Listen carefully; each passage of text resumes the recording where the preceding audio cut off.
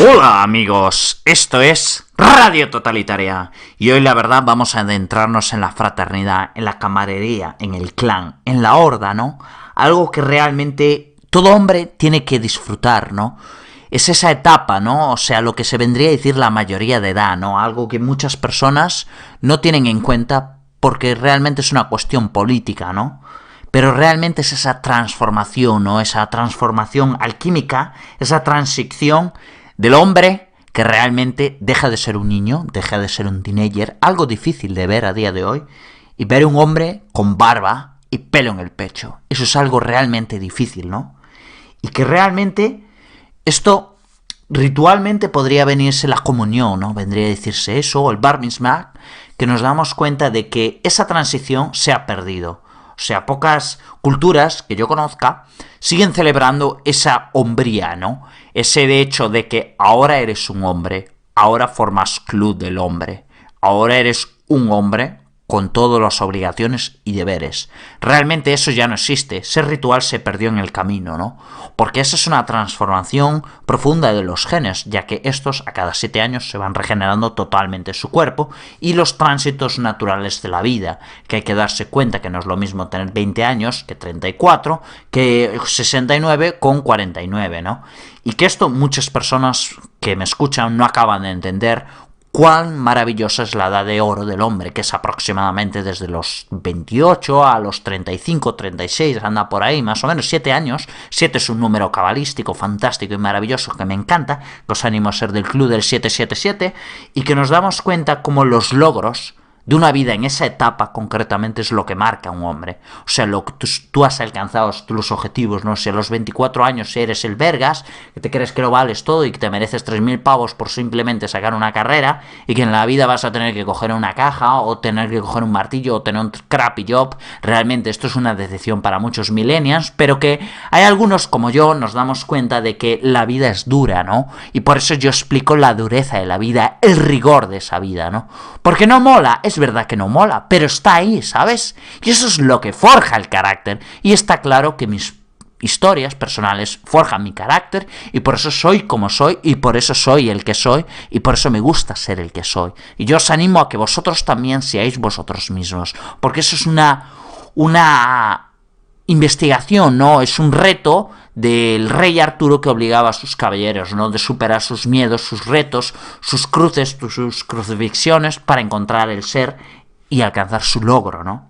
Y esto es algo maravilloso que el conocimiento nos permite alcanzar, ¿no? Que siempre os animo a estudiar, a aprender, a darle a like, compartir y suscribiros, pero es el hecho de darnos cuenta cuán importante es el conocimiento y que a medida que pasan los años nos damos cuenta de que ese conocimiento está relacionado con el coeficiente intelectual y que las poblaciones de menor coeficiente intelectual naturalmente a medida que progresa el tiempo van siendo excluidas. Es parte de la vida, es parte del suceso y es algo histórico, ¿no? Como vemos el Australopithecus afarensis o de otros pueblos como el Ergaster o demás, ¿no? Y que nos damos cuenta de que justamente en este tiempo se elogia la juventud, ¿no? Esto es algo que me llama mucho la atención porque tiene que ver con los griegos, ¿no? Con esa eterna juventud de ser joven, ser brillante, ¿no? Las mujeres con el make-up que tienen 40 años y parece que tienen 20. O sea, realmente aparentar algo, ¿no? Y cuando ves que es absurdo, que ves que mujeres con 15 años que parece que tienen 30 años por el make-up que llevan, ¿no? Y vemos cómo las mujeres proyectan algo que no es. Y vemos cómo el mundo de Neptuno, digámoslo así, el mundo de los más allá, vemos cómo este rey nos mete burbujas, ¿no? Mete a muchas personas en el fondo del mar y que se creen empanadas mentales que no son, que se creen algo así y que se olvidan del sabio de Saturno, ¿no? Que es el valor de la ancianidad, de la madurez, porque justamente la experiencia, los accidentes, las aventuras, las experiencias es lo que forma el carácter y nos damos cuenta que es importante tener la camaradería.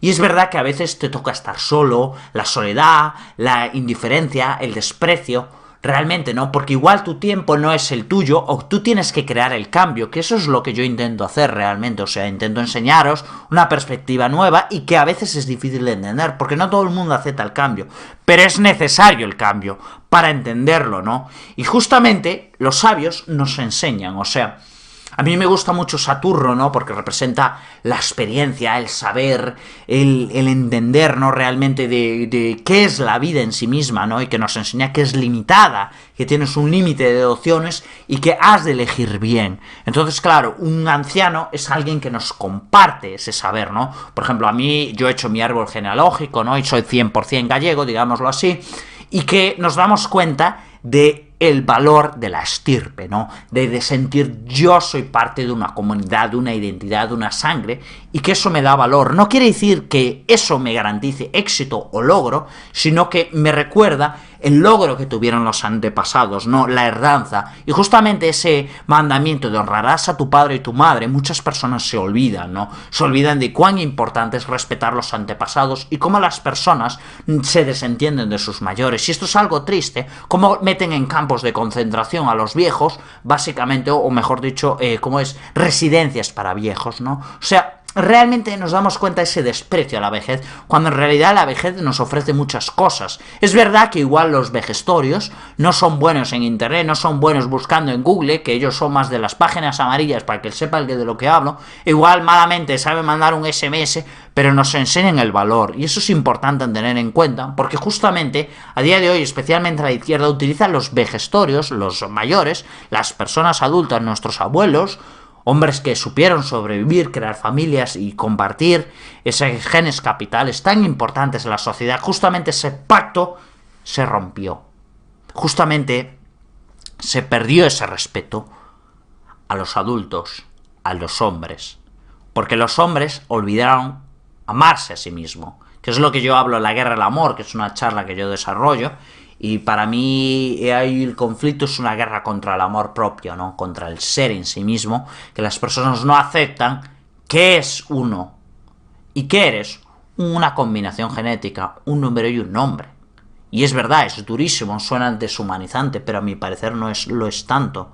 Realmente lo que es deshumanizante es el hecho de no respetar la vida. Véase las feministas a favor del aborto, el odio racial de ciertas personas, el odio de clase, el desprecio de las personas que son pobres o que son ricas o exitosas.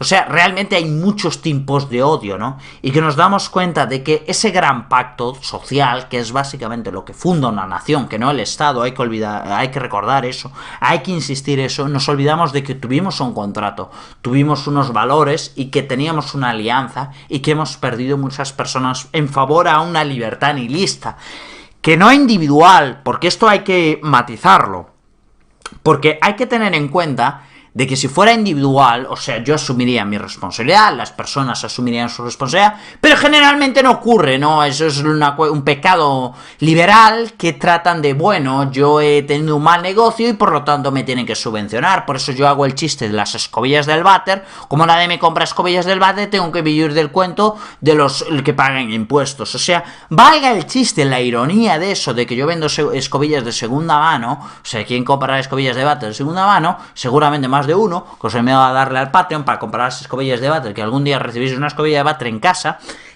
Nos damos cuenta de cómo ciertas personas, especialmente genéticamente inferiores, vamos a hablar franco, tratan de meterle el pastel a otros, ¿no? Y que básicamente el sistema socialista, reparto de impuestos y demás, crea un universo Cook, porque yo entiendo que es necesario pagar la policía, entiendo que es necesario pagar un plan de pensiones, lo veo lógico, es necesario pagar la sanidad porque algún día enfermaré, o sea, yo realmente lo entiendo. Lo que no entiendo es por qué tengo que pagarle que un tipo gordo, asqueroso, que lo único que come es azúcar y se le caen los dientes y me venga a decir, ¿por qué la Seguridad Social no paga los injertos de dientes? Pues probablemente porque cuesta 3.000 pavos meterte un puto diente, porque tú no eres capaz de comer saludablemente verduras y vegetales y lo único que comes es azúcares, que es lo que quieren ciertas empresas nauseabundas, que realmente lo único que generan es beneficio en tu degeneración. Y eso es lo que hay que darse cuenta de la crítica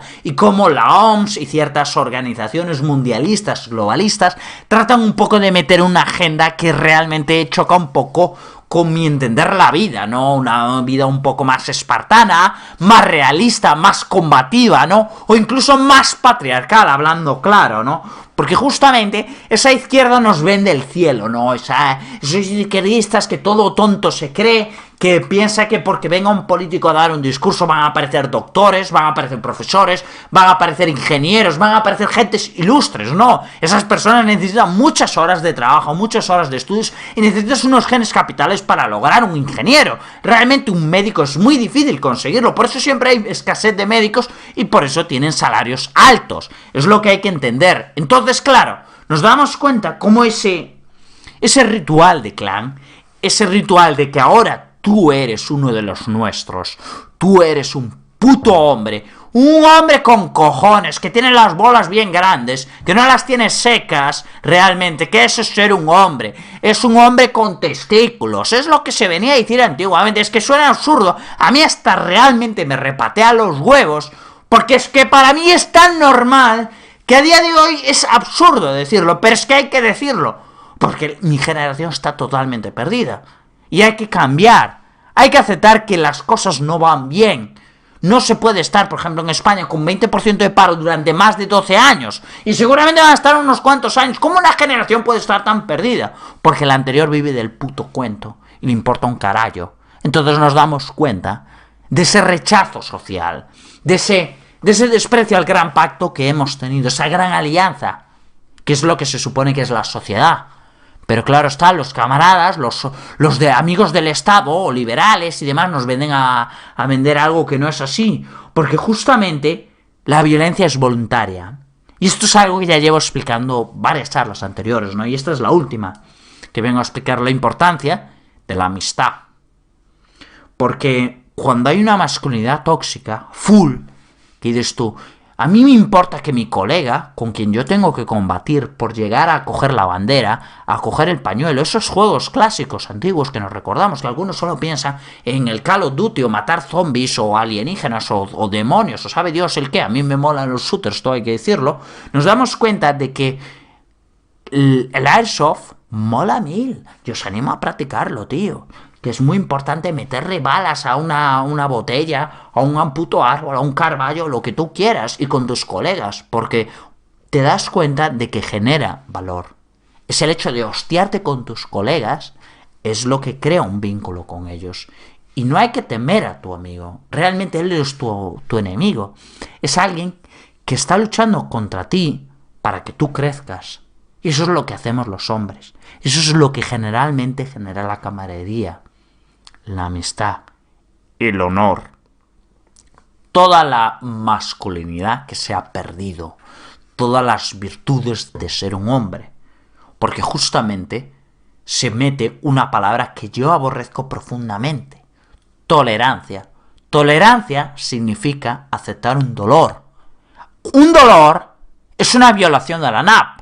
Por lo tanto, yo me puedo volver todo lo loco que quiera y echar espuma por la boca para decir, a mí no deja de joderme, yo tengo derecho a ser feliz. Y da igual el que piense el ese inútil gordo, gilipollas izquierdista o degenerado que hay por ahí. Hay que darse cuenta, si eres un degenerado, disfruto de tu género, pero no voy a pagar yo eso. Eso es lo que viene a decir el pensamiento libertario. Es el león en el castillo, hablando claro, como a mí me gusta decir, porque yo voy a saco y me importa un bledo. Cada cual que entienda conforme a lo que es lo que yo vengo a decir. Y justamente, en oposición a la tolerancia, yo hablo de respeto, porque justamente el respeto es en parte el miedo. Y esto es muy interesante. Esto era un libro que yo recuerdo de un nacionalsocialista, que era Heinrich Himmler, si no me equivoco, que hablaba de la orden negra, ¿no? Esto era muy interesante, porque hablaba de un concepto muy importante de la masculinidad. No quiere decir que sea nacionalsocialista, ni mucho menos, sino que es el hecho del respeto. ¿Qué es respeto? Me impactó mucho ese concepto, por eso lo rescato, ¿no? Para que veáis que yo trato de muchos intelectuales, no solo de un centro, ni siquiera anarcocapitalista, sino para entender realmente la perspectiva de a dónde tenemos que llegar, que es el cambio, y hay que cambiar. Y en esa orden negra que proponía las Waffen-SS, ¿no? El cuerpo de élite ario y demás, ¿no? Él básicamente proponía la idea de respeto. Y el respeto es miedo. Porque nos damos cuenta de que los hombres tenemos miedo los unos a los otros. Nos damos cuenta de que tenemos que pelear para conseguir una hembrita. Nos damos cuenta que tenemos que pelear en el colegio, en el trabajo, en el día a día. Y justamente lo que queremos es la paz al llegar a casa. Y echar un polvete para relajar esa testosterona que es necesario. No soy hipócrita. Hay que echar un polvo de vez en cuando y tener una buena sexualidad, y os animo a tenerla, como yo la tengo. Y es lo que nos damos cuenta de que un hombre respetable, un hombre honorable, es alguien que supo ser útil, respetable, con honor y valor. Alguien que su habilidad le permitió que los restos de la comunidad, especialmente masculina, la valorase. Eso es lo que destaca un hombre, sea en el oficio que sea, en el skill, la habilidad, cada uno conforme lo que es. Eso hay que darse cuenta. Y eso es lo que yo explico como una sociedad orgánica, como una sociedad de horda, que a mí me gusta decir, ¿no? Donde, por ejemplo, yo soy muy crítico a las proyecciones, ¿no? Para ese perfil de las redes sociales, esas esculturas, ¿no? Que realmente proyectan algo, pero no necesariamente real, es un ídolo, ¿no? Es falso. A mí me gustan los genes, tal cual, las personas, la naturaleza. Entonces, claro, nos obliga a conocernos, a tomar el riesgo, a invertir en genes capitales en otra persona. Y eso es lo que va creando vínculos, va creando conforme a los genes capitales, afinidad genético-mental, simbólica y demás. Y que justamente el Estado, al crear esa ilusión de que todos hablamos un mismo idioma, los andaluces, por ejemplo, a mí me parece no hablan castellano, hablan otro tipo de castellano, o por ejemplo los latinos, que hay ciertas palabras que no utilizamos, o sea, poco a poco se ve mayor distancia. Y eso es lo que nos damos cuenta en la lengua, por eso tengo las charlas de la muerte de la lengua y demás, que podéis tratar eso, como yo ya lo llevo tratando. Pero supongamos que un mundo donde todos hablamos el mismo idioma, todos tenemos un mismo DNI, un número designado por el Estado, donde la educación básicamente es universal, para todo el mundo sabe lo mismo, no tiene ninguna utilidad práctica, y que nos damos cuenta que realmente lo que vale son los contactos y la afinidad. Uno atrae a las personas que le gustan, uno atrae a las personas que tienen mayor afinidad genética, y esto yo personalmente lo he comprobado. Yo he viajado por todo el mundo, desde Hong Kong, Siberia, a Holanda, Alemania, Polonia. He viajado mucho, Túnez, y seguiré viajando. Y me doy cuenta el grado de afinidad conforme a mis genes capitales. Y eso es lo curioso, eso es lo divertido. Y vemos el nivel de cada país, de cada comunidad, cada raza, cada estirpe, cada etnia, y vemos cuán es diferente esto. Y es por eso porque nos damos cuenta en esta selección natural, ya no solo de individuos, porque también los colectivos. Hay naciones que están siendo juzgadas por el juicio de Dios porque actúan correctamente, y otras que no, y por lo tanto su natalidad se pierde y probablemente muchos pueblos desaparezcan. Y este es el gran reto que tiene Occidente, de decir, sí, soy Occidente, soy occidental, soy europeo, soy blanco, soy alto, soy barbudo, tengo pelo, tengo ojos verdes, tengo ojos azules. O sea, realmente aceptar lo que uno es, un sustantivo sumado a los adjetivos, que esto es algo que a muchas personas le cuesta muchísimo, por eso yo lo encuentro absurdo, pero nos damos cuenta cuán difícil es seguir ese camino. Y justamente, como gallego, sabéis que los gallegos tenemos un camino especial, ¿no? Tenemos el Camino de Santiago, que es algo místico, filosófico, y que nos damos cuenta que Don Jacob, un personaje bíblico muy importante, es el patrón de España, ¿no? Santiago Matamoros, hablando claro, y que realmente este hombre, pues los gallegos, o sabe Dios quién, se nos ocurrió traer un camino que nos llevaba al Monte de Gozo, y una vez llegado allí llegabas al Olimpo de los dioses, ¿no? La iluminación. Y parece como que nos hemos olvidado de por qué Jacob es el patrón de España. Porque básicamente el tipo lo único que sabía hacer es guerrear como ningún otro. Porque el tipo hasta se peleaba con Dios y con los hombres. Y nos damos cuenta que los hombres están cansados de pelear, están cansados de tener amistades, están cansados de ser.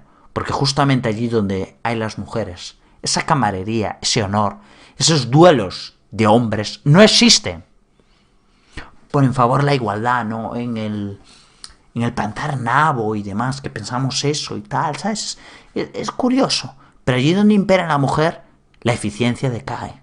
totalmente. Y podemos hablar de alguna presidenta de Alemania, podemos hablar de alguna presidenta de Suecia, algún país generalmente muy izquierdista, ¿no? Un modelo a seguir, como dirían nuestros opositores ideológicos. Se ve que te das cuenta que, bueno, tiene una explicación. Entonces, claro, si la camaradería y el mayor honor de un individuo es que tu nombre, tu ser, signifique algo, o sea, que esa es la máxima, ¿qué es tu nombre? O sea, ¿qué es ser yo? ¿Cuál es tu legado?